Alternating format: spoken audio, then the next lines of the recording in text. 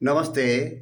सन्त कवि भीम भोई को परंपरा में देखेले गोटे कुंड देखेले कहले हूँ अलेख कुंड अर्थात शून्य ब्रह्मकर ये हूँ यज्ञ कुंड जहाँकि महानदीर मध्य भाग रही।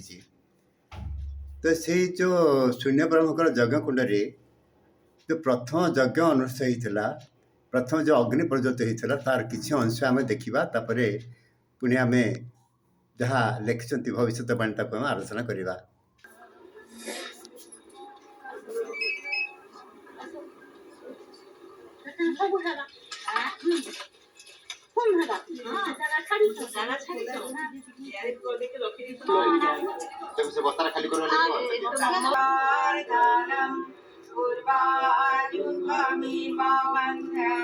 ईश्वर पार्वती बा आदि अनादि आविर्भूत होती दोपखा संधि रे।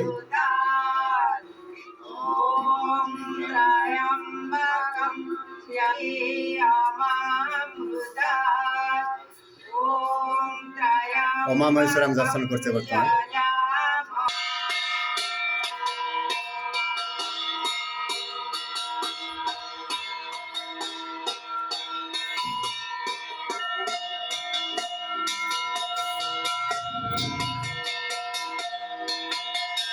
आम देखुचे गायत्री संस्थार सुलेखा देवी बर्तमान से बर्तमान बयस्का हो गले। तो प्रथमे नारी शक्ति द्वारा प्रथम यज्ञ अनुष्ठित होता आम दर्शन करुचे।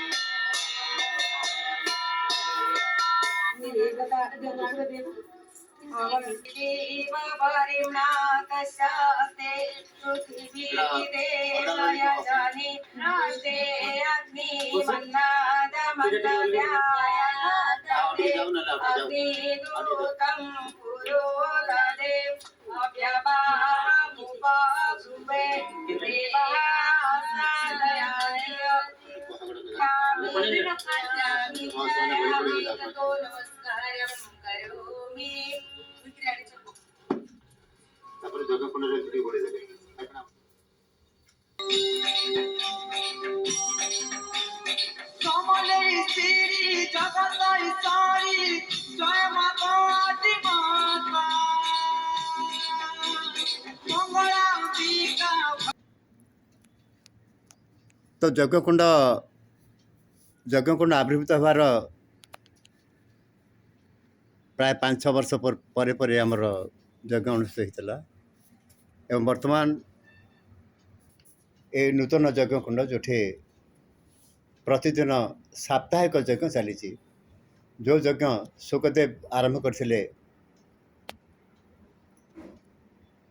द्वापर जुगरे एवं 7 दिन धरी से भागवत वाणी शुणी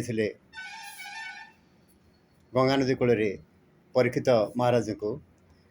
तो से यज्ञर पुनरावृत्ति हूँ स्थान सप्ताह 6 दिन आहुति देलापर सप्ताहांत अर्थात रविवार दिन स्थान पूर्णाहुति पड़ी यज्ञ। तेज आसतु आम भीम भोईकर कौन वार्ता से देते आम श्रवण करवा। नमस्ते। तो आसतु आम भीम भोई ग्रंथावली आम कौन सब से लिखिं अलेख कुंड विषय आम ता विषय आम तर्जमा करवा। तो जागी ब्रह्म अग्नि अलेख कुंडे धाप जो 21 ब्रह्मांड।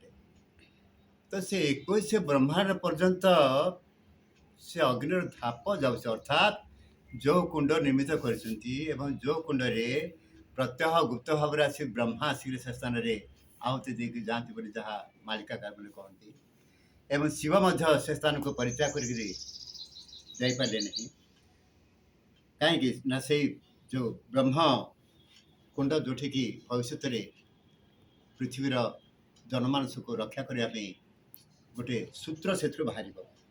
तो काष्टर पाउंस ना उमधुम नदिशई गुड़ घृत ना हुतासन प्रचंड। तो एमती जो यज्ञ कुंड सी अदृश्य जमी शून्य ब्रह्म अदृश्य सेमती से जो हुतासन अर्थात से जो अग्नि जो प्रज्वलित होती सी गुप्त से। तो तेणु आमर हूँ जे ये जो यज्ञ कुंड जो देखली बर्तमान से कहीं पुनर्वार निर्मित है गुजराट टेकर। ନାଇଁ ପାପ ଭାର ମୁକ୍ତ କରିବା ପାଇଁ କ'ଣ ଲେଖିଲେ ଆମର ଭୀମ ଭୋଇ ଶ୍ରୁତି ଚିନ୍ତାମଣି 70 ବୋଲିଲେ ଲେଖିଲେ। ଏତେ ପାପ ଭାର ପଡ଼ି ରହିଅଛି କେମନ୍ତେ ସ୍ଥାପନା ହେବ, କେଉଁ ଧର୍ମରେ ଦୂରିତ ନାଶ ହେବ, ମୁଁ ଆଗେ ତାହା କହିବ। ବ୍ରହ୍ମାଣ୍ଡକୁ ମୋର ବୁଦ୍ଧି ପାଉନାହିଁ, ସାଗର ହେଉଛି ପାପ, ମେଦିନୀ ଯେତେ ଥିଲେ ଆକାଶକୁ ଉଠିଲେଣି ଦେବଲୋକ। ତ କହିଲେ ମେଦିନୀ ଯେତେ ସବୁ ଦେବଲୋକ ଥିଲେ ସବୁ ଆକାଶକୁ ଉଠିଯିବେ ଯେତେବେଳେ ସମୟ ଆସିବ, କେହି ଦେବାଦେବୀ ଆଉ ରହିବେ ନାହିଁ। ତାପରେ ପୁନର୍ବାର ଯେତେବେଳେ ବ୍ରହ୍ମସ୍ଥ ନିର୍ମିତ ହେବ ସେ ସ୍ଥାନରେ ଆସି ପୁଣି ଅବସ୍ଥାପିତ ସମସ୍ତେ ହେବେ ଆସିକିରି। ତ ତାପରେ ସେ କହୁଛନ୍ତି ଯେ ଜ୍ଞାନୀ ଜନମାନେ ମନେ ହେତୁକର ବ୍ରହ୍ମର ଏକ ପାଦକୁ ଗମିତ ଗମି ଘୁମି ଯାଉଛନ୍ତି ଏ ସଂସାର ଦେଖୁ ଦେଖୁ। ତ ବ୍ରହ୍ମପାଦ ଆମର ପଶ୍ଚିମ ଦିଗରେ ନଦୀ ଗର୍ଭରେ ବାହାରିଛି। ତ ସେ ସ୍ଥାନରେ କ'ଣ ହୋଇଛି ନା ଲୋକମାନେ ଦେଖୁଛନ୍ତି ପାଦଚନ ବାହାରିଛି, କିନ୍ତୁ ସେ ପାଦର ମହତ୍ଵ କ'ଣ, ତ କାହିଁକି ସେ ପାଦଚନ ବାହାରିଲା ତାକୁ କେହି କଳ୍ପନା କରୁନାହାନ୍ତି। ତେଣୁ ଦୀକ୍ଷିତ ହେଇକିରି ଭୀମ ଭୋଇ କହିଲେ ଯେଉଁଠିକି ଗୁପ୍ତରେ ଆହୁତି ଦିଅନ୍ତି ଆସିକିରି ବ୍ରହ୍ମା, ଯେଉଁ ସ୍ଥାନରେ ପରମ ସଦାଶିବ ଯେଉଁ ସ୍ଥାନକୁ ଛାଡ଼ି ପାରିଲେନି, ଏବଂ ବିଷ୍ଣୁ ଯେଉଁଠି କଳିକି ଅବତାର ହେବେ ସେ ସ୍ଥାନ ପ୍ରତି ଏ ଲୋକଙ୍କର ଆଭିମୁଖ୍ୟ ଏମିତି କାହିଁକି ବୋଲି ସେ ଲେଖିଲେ ଯେ ଧୂନିକୁଣ୍ଡ ସ୍ଥାପି ଅଛି ଜମ୍ବୁଦ୍ୱୀପ ମଧ୍ୟରେ, ପ୍ରମୁଖ ନାମ ସୁମରି ଦିଅନ୍ତି ଆହୁତିରେ। ସେ ଧୂନି ମହିମା ବ୍ରହ୍ମା ଗାଇ ଚତୁର୍ମୁଖରେ, ନାରଦ ବୀଣା ଯନ୍ତ୍ରରେ ବଜାନ୍ତି ସପ୍ତସ୍ୱରେ। ସେ ଧୂନିକି ଜାଗି ଯୋଗୀ ହୋଇଗଲେ ଶଙ୍କରେ, ସେ ଧୂନିକି ଜାଗି ସୁଖ ହେତୁ ମାଧୁ କହିଲେ। ତ ସୁଖଦେବ ସେଠି ବାହାରିଲେ, ଶିବ ପାର୍ବତୀ ବାହାରିଲେ, ବ୍ରହ୍ମା ଏଠି ଆସି ରହିଲେ। ଯେମିତି ଭାବରେ ଏହି ସ୍ଥାନକୁ ସମସ୍ତେ 33 କୋଟି ଦେବାଦେବୀ ଆଶ୍ରୟ କଲେ କାହିଁକି ନା ସେଇ ଯେଉଁ ବ୍ରହ୍ମ ଯଜ୍ଞ କୁଣ୍ଡ ହୁଏ, ହୁଏତ ସିଏ ହେଉଛି ତାର କାରଣ। ତ ସେ ଯେଉଁ ପରମ ବ୍ରହ୍ମ ଏଠି କିପରି ଭାବରେ କେଉଁ ସ୍ଥାନରେ ଅଛନ୍ତି ଚାଲନ୍ତୁ ଆମେ ଦର୍ଶନ କରିବା। ତ ପରମ ବ୍ରହ୍ମ ସଦାଶିବ ଯେଉଁ ନିରାକାର ବ୍ରହ୍ମ ସିଏ ହିଁ ହେଉଛନ୍ତି ନିରାକାର ବ୍ରହ୍ମ, ସିଏ ହେଉଛନ୍ତି ଅନାଦି ବ୍ରହ୍ମ, ଏବଂ ସିଏ ହେଉଛନ୍ତି ଶୂନ୍ୟ ବ୍ରହ୍ମ, ଏବଂ ସିଏ ହେଉଛନ୍ତି ସକଳ ମାନବ ଜାତିର ସିଏ ହେଉଛନ୍ତି ତ୍ରାଣକର୍ତ୍ତା, ଏବଂ ସୃଷ୍ଟି ସେ ସୃଷ୍ଟିକର୍ତ୍ତା, ସେ ହିଁ ପାଳନକର୍ତ୍ତା। ତାଙ୍କୁ କୁହାଗଲା ମହାଦେବ ବୋଲି କୁହାଗଲା। ତ କଳ୍କି ଦେବ ମଧ୍ୟ ଖୋଜି ଖୋଜି ଆସିଲେ ବେଲଗଛ ମୂଳେ, ଏଇଟା ବେଲଗଛର ମୂଳ, ଏଇଟା ଶିବଲିଙ୍ଗ ସ୍ଥାପନା କଲେ। ସ୍ଥାପନା କରି ଏହି ସ୍ଥାନରେ ସେ ଶିବଙ୍କ ଆରାଧନା କଲେ। ଆଗରୁ ମୁଁ ଭିଡ଼ିଓ ଛାଡ଼ିଛି, ଆପଣମାନେ ଦେଖିବେ। ତ ଏହି ସ୍ଥାନରେ ସେ 7ଟି ଶ୍ଲୋକ ଗାୟନ କଲେ। 7 ଶ୍ଲୋକ ଗାୟନ କଲା ପରେ ତାପରେ ସଦାଶିବ ଜାଗ୍ରତ ହେଲେ, ମା କାଳୀ ଜାଗ୍ରତ ହେଲେ, ସେ ସପ୍ତନାଗ ପରିବର୍ତ୍ତନ ଅଛନ୍ତି। ହେଲା ପରେ ତାପରେ ଭୀମ ଭୋଇ ଆମର କ'ଣ କହିଛନ୍ତି ଆମେ ଶୁଣିବା। ତ ଭୀମ ଭୋଇ କହିଛନ୍ତି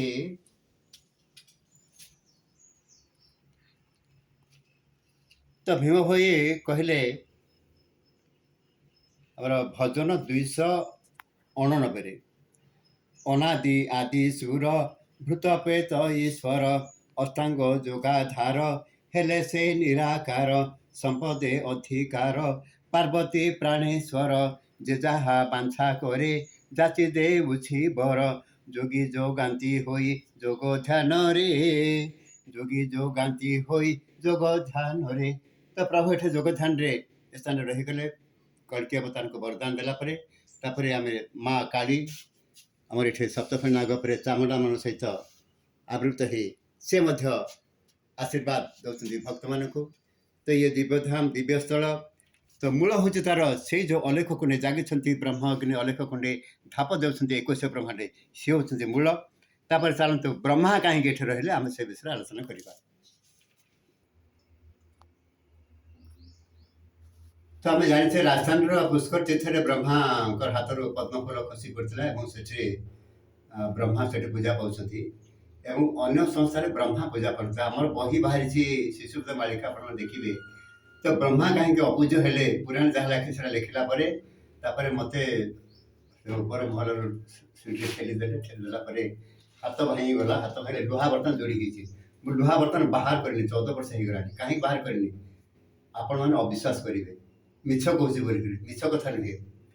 ତ ସେତେବେଳେ ମାଙ୍କ ନିର୍ଦ୍ଦେଶ ମିଳିଲା ଯେ ତୁମେ ବ୍ରହ୍ମାଙ୍କୁ ସ୍ଥାପନା କର ଏବଂ ପ୍ରତ୍ୟହ ବ୍ରହ୍ମାଙ୍କୁ ଆସି ଦର୍ଶନ କର ପାଦ ସ୍ପର୍ଶ କରି, ତେବେ ଯାଇକି ତୁମେ ବଞ୍ଚିବ। ତ ମୁଁ ବଞ୍ଚିବା ପାଇଁ ଏ ବ୍ରହ୍ମାଙ୍କୁ ସ୍ଥାପନା କରିଛି, କିନ୍ତୁ ଅହଙ୍କାର ବଶତଃ ଆମେ ପ୍ରକାଶ କରୁନି ଯେ ଗୁରିଆ ଟିକରାରେ ମଧ୍ୟ ବ୍ରହ୍ମା ଅଛନ୍ତି ବୋଲିକିରି। କାହିଁକି ଆମର ସତ କଥାକୁ ଗ୍ରହଣ କରିବା ପାଇଁ ଆମ ପାଖରେ ଶକ୍ତି ଭଗବାନ ଦେଇନାହାନ୍ତି। ଯେତେବେଳେ ଭଗବାନ ଶକ୍ତି ଦେବେ ସେତେବେଳେ ଭୀମ ଭୋଇଙ୍କର ଯେଉଁ ଆମର ଗୁପ୍ତ କଥା ସବୁ ରହିଛି, ଯାହା ସବୁ ସେ କ'ଣ ଭୀମ ଭୋଇ କ'ଣ ପ୍ରାର୍ଥନା କରିଥିଲେ ପ୍ରଭୁଙ୍କୁ, ପ୍ରଭୁ ଏମିତି ମୋତେ ହୃଦୟରେ ପ୍ରବେଶ କରି ମୋତେ ଶବ୍ଦମାନେ ଦିଅ, ବାକ୍ୟମାନେ ଦିଅ, ଭବିଷ୍ୟବାଣୀ ଦୃଶ୍ୟ କର, ଯେଉଁଟାକି ହେଉଛି ସାଧାରଣ ଲୋକ ଗୋଟେ ପ୍ରକାର ବୁଝିବେ, ସାଧୁ ସନ୍ଥ ଗୋଟେ ପ୍ରକାର ବୁଝିବେ, ଏବଂ ନିଗମ ବଚନ ଯାହା ଆଗକୁ ହେବ ତାହା ଗୁପ୍ତରେ ରଖିଥିବ ତୁମେ, ଏବଂ ଯାହା ବାକି ଅଛି ସବୁ ବାଣ୍ଟି ଦେବ। ଅର୍ଥାତ୍ ଭଜନ ଫଜନ ଏସବୁ ସ୍ତୁତି ଯେତେବେଳେ ଏସବୁ ମାଧ୍ୟମରେ ସବୁ ବାଣ୍ଟି ମୁଣ୍ଟା ଦେଇକି ଯାହା ଦେବ ଦେବ, କିନ୍ତୁ ନିଗମ ବଚନ ଯାହା ଆଗକୁ ହେବ ସବୁ ଲୁଚେଇକି ରଖିଥିବ। ତ ଗୁପ୍ତକୁ ରଖିଥିଲେ, ତେଣୁକରି ୟା ସ୍ଥାନର ନାମର ହେଲା ଗୁପ୍ତ ହୀରାକୁଦ ଟିକରା ବା ହୀରା ଟିକରା। ତ ବ୍ରହ୍ମାଙ୍କ ବିଷୟରେ ଭୀମ ଭୋଇ କ'ଣ ଲେଖିଛନ୍ତି ଆମେ ଦେଖିବା। ତ ଭୀମ ଭୋଇ ଭଜନ 289 କ'ଣ ଲେଖିଲେ? ବ୍ରହ୍ମା ବେଦ ବର ଅସ୍ତ ନୟନ ତାର, ଚାରି ବେଦ ଚତୁର୍ମୁଖରେ କରି ପ୍ରଚାର, କରୁଛି ଆତ ଜାତ ଯେ ଯେତେ କର୍ମ ଚିତ, କରୁଛି ଆତ ଜାତ ଯେ ଯେତେ କର୍ମ ଚିତ, ପାପି ନରକେ ପ୍ରେରିତ ଧର୍ମାଦି ସ୍ୱର୍ଗ ପଥ, ଯେ ଯେତେ ଫଳ ଶ୍ରୁତ ଲଲାଟରେ ଲିଖିତ, ଏତି ପୁର ଜଗତ କଳ୍ପନା କରି ନିତ୍ୟ, ରଚନା କରି ଧ୍ୟାନ ଦିବାନିଶିରେ, ରଚନା କରି ଧ୍ୟାନ ଦିବାନିଶିରେ। ତ ଦିବସ ରଜନୀ ସେ ରଚନା କରି ସାରିଛନ୍ତି, ଏବଂ ଏଇ ଯେଉଁ ତାଙ୍କର ପରିକଳ୍ପନା ଯେ ଏ ପିପୁର ଜଗତ କିପରି ଭାବରେ ରହିବ, ଏବଂ ଗ୍ରହ ନକ୍ଷତ୍ର ତାକୁ ଧରି କପାଳରେ କେମିତି ଲେଖନ ହେବ, କିପରି ଭାବରେ ତାଙ୍କର ଭାଗ୍ୟ ନିର୍ମାଣ ହେଇକରି ଏଇ ମଣିଷ ସମାଜକୁ ସେ ପ୍ରେରଣ କରିବେ, ଏବଂ ସୁଖ ଦୁଃଖ ସବୁ କିପରି ଭାବରେ ହେବ ସେଗୁଡ଼ା ସବୁ ଲେଖିକରି ସେ ଏଠି ପଠାଇଥାନ୍ତି। ତ ତା ବିଷୟରେ ସନ୍ଥ ଭୀମ ଲେଖିଛନ୍ତି। ତ ବ୍ରହ୍ମା ବେଦପତି ଅଷ୍ଟ ନୟନତାରା, ଆପଣ 6 ଆଖି ଦେଖିଲେ ଏପଟେ, ସେପଟେ ଆପଣ ଦେଖନ୍ତୁ ଚତୁର୍ଥ ମସ୍ତକ ତାଙ୍କର, ସେଠି ହେଉଛି ଆଉ 2 ଆଖି, ସେ ବ୍ରହ୍ମା ବେଦପତି ଅଷ୍ଟ ନୟନତାର। ତା ସହିତ ସାବିତ୍ରୀ ମାତା ଆମର ସେ ପାଖରେ ମଧ୍ୟ ରହିଲେ ବ୍ରହ୍ମାଙ୍କ ନିକଟରେ, ସେ ପଥରରେ ଯେଉଁଠି ତାଙ୍କର ଆମର ପ୍ରତି ଯେଉଁ ଅନୁଷ୍ଠିତ ହୁଏ ଆମର ନାରୀମାନଙ୍କର ଯେଉଁ ପ୍ରସିଦ୍ଧ ପର୍ବ, ସେ ପ୍ରସିଦ୍ଧ ପର୍ବମାନଙ୍କର ମଧ୍ୟ ସେ ଭାଗ ନେଇଥାନ୍ତି। ତ ତେଣୁ ଭୀମ ଭୋଇ ଯେଉଁ କହିଥିଲେ ଯେଉଁ ଗୁପ୍ତ ଜିନିଷ ଥିବ ଆଗକୁ ବୋଲିକି, ସେଟା ହେଉଛି ଭଜନ 299ରେ କହିଛନ୍ତି, ହୃଦ ପଦ୍ମେ ବିଜେ କରି ଗୁରୁ ରାଜେ, ପଦ ଦୃଶ କରାଇବ ହୋଇବ ଲୋହିବ, ବାଛି ଦେଉଥିବ ଅଶେଷ ବ୍ରହ୍ମାଣ୍ଡେ ବାନା ଉଡ଼ିବ, ଏ ଭବାନବ ଲଗାଅ ନାବ, ତରିବେ ଛପନା କୋଟିର ଜୀବ। ତ ବ୍ରହ୍ମସ୍ଥ ନିର୍ମିତ କର, ଯେଉଁଠି ବ୍ରହ୍ମ ଅଗ୍ନିକୁଣ୍ଡ ଅଛି ସେ ସ୍ଥାନରେ 56 କୋଟି ଜୀବ ଉଦ୍ଧାର ପାଇଯିବେ। ତ ତେଣୁ ସେ କହିଲେ ହୃଦ ପଦ ବିଜେ କରି ଗୁରୁ ରାଜେ, ପଦ ଦୃଶ କରାଇବ ହୋଇବ ନହିବ, ବାଛି ଦେଉଥିବ ଯେତେକ ଗୋଷ୍ଠୀକି ଯୋଗ୍ୟ ହୋଇବ। ତ ଗୋଷ୍ଠୀ କି ଅର୍ଥାତ୍ ସମସ୍ତେ ଯେମିତି ବୁଝିପାରିବେ ସେ ବିଷୟରେ କିଛି କହିବ। ଭକ୍ତଙ୍କୁ ଭାବ, ଯେ ଭକ୍ତି ଥିବ ତାକୁ ଭାବନା ଭିତରେ ଆସିବ, ଯେମିତି ଶୂନ୍ୟ ବ୍ରହ୍ମ ଆରାଧନା କରିକି ଅନେକ ଭକ୍ତ ତାଙ୍କୁ ଜିନିଷ ହବ।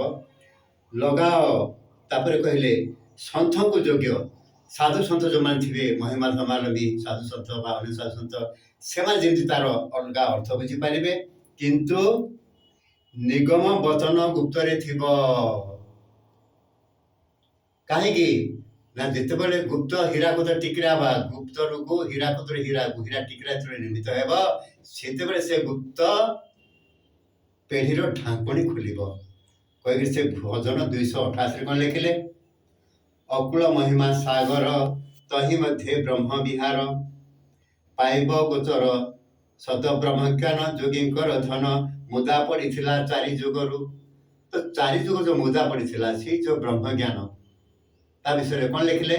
ନା ଶଙ୍କର ତହିଁରେ ବିଜେ କରିଥିବେ, ପଚାରିବେ ବ୍ରହ୍ମଜ୍ଞାନ, ସର୍ବଭକ୍ତି ପ୍ରୀତି ଅଲେଖ ଭଗତି, ବାକ୍ୟ କରିବେ ବଖାଣ, ଯେ ସର୍ବମନ ହେବ ଦୋଷ ସଦଜ୍ଞ ଦେବ ପଦସେ। ପ୍ରଭୁ ଶଙ୍କର ଥିବେ, ବ୍ରହ୍ମାଙ୍କୁ ଆମେ ଦର୍ଶନ କରିବେ ବ୍ରହ୍ମସ୍ଥଳରେ। ତେଣୁ ଏଇସବୁ ଯେଉଁ ଲୀଳା, ଯେଉଁ ଗୁପ୍ତ ଲୀଳା, ତା ବିଷୟରେ ଧୀରେ ଧୀରେ ତାର ଗୋଟେ ପରେ ଗୋଟେ ପୃଷ୍ଠା ଆମେ ଖୋଲି ଯିବା, ଏବଂ ଆଗକୁ ସତ୍ୟ ଯାହା ସେଇ ସତ୍ୟକୁ ଆମେ ଗ୍ରହଣ କରିବାକୁ ନିଶ୍ଚିତ ଭାବରେ ଚେଷ୍ଟା ଆମେ କରିବା। ଏବଂ ଆଗକୁ ଆମେ ଆଉ କିଛି ଗୁପ୍ତ ରହସ୍ୟ ଆମେ ଭେଦ କରିବା। ଧନ୍ୟବାଦ।